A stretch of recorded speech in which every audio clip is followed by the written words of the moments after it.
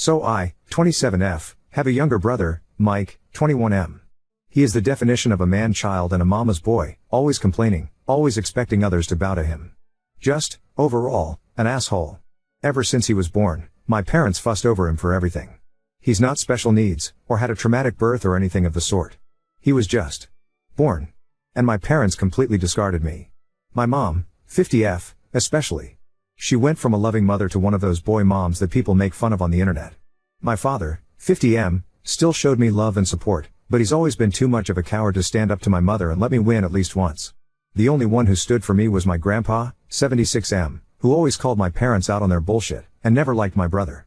I remind him of his late wife, my grandma, and we have a very special bond, but he lives on the other side of the country and I could never see him often. Mike knows our mom prefers him, and loves to shove it in my face. Because of this and his behavior, we've always been at odds. He's spoiled, a brat and an awful human. I can't remember how many times I ended up in trouble for things I did better than him or for things he framed me with. His only talent are his football skills. He won a scholarship to a nice college out of state. My parents didn't spend a dime on my education because apparently my fund had been used to cover expenses after a fire, just for me to discover years later that said money were given to Mike to buy a car and a house. It's at public university that I met Lucas. He was the first person I was really drawn to there. Of course I met new people who are now my dearest friends, and thanks to them and Lucas, who was my best friend for years before we got together, I managed to move out of my parents' house. Now both Lucas and I are well known in our fields and have very good salaries. Now, to the main issue. Lucas proposed to me a year ago. We're very private people, so we didn't post it on social media or anything, and when I told my parents they dismissed it with a "that's nice." I'm starting to think they downright didn't listen to me at all. We decided that we wanted a nice but simple ceremony and reception with our friends and relatives. Lucas convinced me to invite my parents and brother, but they never responded to the invite. And whenever I went to visit and began to talk about my wedding, without mentioning it was a wedding, my mom would always speak over me and about my brother's accomplishments and wild adventures. At one point I got fed up with it, and interrupted my mom to tell her that there was an event I was planning to organize, whose date was unmovable. She told me that they couldn't attend, because my brother was playing the last game of the season that very same day, and wanted them to be there. Of course, this favoritism didn't surprise me. They missed my ballets, shows and both my high school and university graduation for things about him. At this point, I wanted to be petty. I told both my parents that it wasn't a problem to miss this event, purposely omitted the fact that this event was my wedding, and didn't insist further. Flash forward to a few weeks ago, I got married. It was perfect. My family, Lucas' family and our friends were all there, and we had a blast. My grandpa was happy to give me away, and it was just perfect. My relatives asked me multiple times why my parents weren't there with us. I was honest and simply said they had my brother's game to attend, and couldn't come. They gave me a few looks, and my grandpa was visibly angry for a while, but otherwise nothing strange happened. After the reception, Lucas and I left for our honeymoon, and were phone-free for the whole duration of the trip. But once we got back, we discovered that a shitstorm was welcoming us home. I turned my phone on, and was unable to even unlock it before a storm of notifications popped up. Most of them were from my mother and brother. Mike called me all sorts of nasty names and insulted me because, apparently, one of my paternal aunts posted the photos of the wedding on Facebook, and captioned it with a very obvious dig at my parents, especially my mom, for missing the wedding.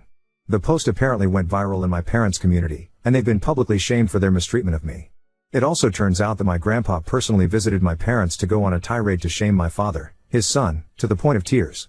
And this seemed to be my father's breaking point, because he was so distraught for missing his only daughter's wedding and for his father's disapproval, that he finally rebelled against my mom and is threatening divorce unless she makes it up to me.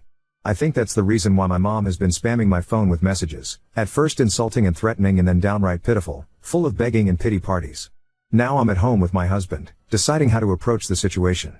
Most of my relatives, even those I didn't invite to the wedding, reached out to apologize for what I went through and to claim they had no idea this was happening at home. Can't blame any of my relatives, they all live with my grandpa on the other side of the country or in another state, but my mom's sisters and friends are belittling me for not telling my mom about the wedding, because now she's inconsolable at the thought of having missed my wedding. Personally, I think she just claims that to save face, but I'm not sure. The latest messages from my father and mother seem extremely saddened and hurt for missing my wedding. Now my family is divided on three fronts, the majority who is sticking by my side, my maternal aunts shaming me for hurting my mom's feelings, and my maternal grandparents who are adamant that I forgive my mom in light of her atonement. My best friends are telling me not to listen to them. So, Reddit, Ida? Edit, thank you so much for the feedback and love. It's overwhelming. I'm going to address the popular questions here. 1. I did inform my parents about my wedding. I sent traditional on-paper invites to all my guests, and was notified that all invites had reached their addressees. I did not receive any answer from my parents and Mike, a few very distant relatives, and some people on Lucas' side. I did reach out to all of them through message to double check, and those who hadn't replied told me they couldn't come. I asked my parents and brother via text, but they didn't respond. I was left on read. Knowing them and given all the things I had to plan, I didn't bother insisting. 2. I didn't repeat the date of my wedding because I had already been told there was my brother's game. Plus, every time I insisted on highlighting my celebrations to get an answer, I was always told that it wasn't that important and to not be pissy and a bother. Because some things were simply more important than me. At this point I think it's fair for me to not insist anymore. It's not worth the effort. 3. I didn't keep my wedding a secret. I avoided telling my parents that it was my wedding to see if they would be interested in the slightest, but surprise surprise, they weren't. Despite this, I did openly talk about my wedding with my aunts and uncles. My mother was in the room with us a few times when I discussed venues or dress shops with my aunt, the FB post one, but sometimes mom was on the phone, and other times she was just chatting with other people. She never paid attention. When I talked about it during reunions, she smiled and said that's great, dear, and then would change the subject. Radio silence on Dad and Mike. 4. I kept in contact with them because, well, all the times I tried to go NC in the past years I've been harassed. I tried after my HS, bachelor's and master's graduations, to which they never bothered to show up for reasons involving my brother. Every time I was shamed for daring to turn my back on family by my parents, my brother, my maternal aunts and my maternal grandparents. I think the turning point here is that, all those times, Lucas wasn't by my side. We started dating a little after my last attempt at going NC, and, now that I have him here, I feel more confident in my stance. But before that, I want this confident. As I already stated, all my paternal side lives on the other side of the country and wasn't aware of how they treated me. I did try to expose my parents once, at 14. My aunts, uncles and grandpa reprimanded them, they faked being sorry, and then once home I got the beating and gaslighting of my life for lying. After that, Elle kept in contact regularly with my paternal side, but omitting my parents' abuse out of fear, which TBH still haunts me to this day. Only grandpa knew, but he was always threatened to be alienated from me if he tried anything. 5. My parents and I are not from the same city. I live in a city an hour drive from my parents' small town, and they don't know my new address because once, my brother tried to break in my apartment to steal some cash and my mother backed him up, claiming that siblings share their goods. Now I moved, and I'll be sure not to tell them where I live. 6. My parents didn't buy my brother a car and a house before he even started high school. They bought him a car for his 16th birthday, and a house near his college when he began freshman year. They didn't spend the money of my fund right away, they just lied to me to use it later for my brother, keeping it stored for later in the meantime. Edit 2, update is posted update 1. I am beyond grateful for your reassuring messages, and your love and feedback. The response was overwhelming and beyond what I ever thought it could be. I love you also so much. To those who believed my story was fake, I want to say that I'm happy your family life is better than mine, to the point of thinking of my reality as a fantasy, but I'd appreciate it if you stopped harassing me in DM, claiming that I'm writing a fake story for attention. If I've missed a few details in the OG post, it's because I was overwhelmed and crying my eyes out because of my family's harassment. You are not forced to read my story, or think it's true, but I think keeping the smallest amount of decency would be nice. Oh, and before diving in the update let me clarify a few things. 1. Yes, the invitation specifically stated it was a wedding. No excuses. 2. My maternal side of the family didn't come to the wedding. I'm sorry, I didn't make that clear in the OG post. Most of them were busy, and the others just gave me excuses to send a gift but not come. That's it. Don't ask me why they didn't discuss my wedding with my mom, it's not like I live in their brain. 3. My mother's atonement is the fact that she apologized via text. Now on to the update. Things have been a little crazy this past week. I got off of Reddit for a couple of days, to gather my thoughts. Then, I had a lengthy conversation with Lucas about how to proceed. He's been my rock, and I don't think I could ever love him more than I already do. My parents were always a taboo topic, but he hit me with a brutal reality check that I absolutely needed. We reached the conclusion that the fact I kept in contact all this time, stuck around and couldn't go NC, isn't healthy. I've realized that, the reason I never fully went NC, was that deep down I just wanted their approval, even now, for once. Pathetic, I know. But it's like a drug, being with my parents. They can be loving, funny, caring and warm, until they're not. The little love they give makes you crave for more, and you want their approval so badly you destroy yourself. But that's enough. I promised myself that things are going to change. I've thought about it, and decided to start therapy, and to go NC with all those who made an issue about this situation, for good this time. After the days dedicated on reflecting on how I feel, I ended up messaging my father to tell him that, if he wanted to talk, I would meet him, Mom and Mike in a neutral location the following day. He immediately replied and agreed, and we met at the park. My father's sisters and brother accompanied us for damage control. My father looked distraught and as if he had been crying for a while. My mom looked the same, but I think it was more out of anger and embarrassment. My brother looked annoyed. I told the three of them about how their behavior and preference in regards of my brother always hurt me, and that their abusive behavior made me realize that I didn't want contact with any of them again after that meeting. My mother tried to cut me off multiple times, but my aunt, the one who posted on FB, shut her up every single time. When I asked them why would they treat me this way, they didn't know what to say. My father kept crying and apologizing without giving me an answer, and my uncle reprimanded him for it. My mother seemed as if she was asking herself that for the first time, but well, in the end she just said that she simply disliked me. Plain and simple. And my brother? He just liked the attention and making me miserable as some kind of sport. I went on with my questions. When I asked why they never responded to my invite, they claimed to have never received one. I showed them the texts, but they denied receiving them. And well, it turns out that they hadn't, in fact, received my wedding invitation. When it arrived to their house, they weren't there. The only one in the house was my brother, who had come visiting for the weekend. He saw the invite and, as many of you guessed, ripped it up and trashed it. And then, when I texted my parents, he deleted the messages. Wasn't hard to do. According to him, they kept my chat archived and didn't get the notification. So, my parents never actually got a formal invitation. I was just distraught. I asked Mike why would he do that, and he just shrugged, and claimed that it wasn't as important as the stuff they had in program anyway. I had to stop Lucas from punching him in the face. Strangely enough, my parents were upset, and started reprimanding him. He actually began to throw a tantrum and cry crocodile tears, and I must admit that I was kind of satisfied. But then my mom claimed that all was resolved, there was no need to fuss over a misunderstanding, and it was time for me to clear their name.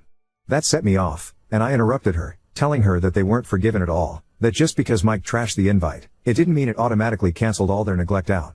Plus, all that time it was still very obvious that I was having a wedding, and they should have asked about it. You want to know my mother's response?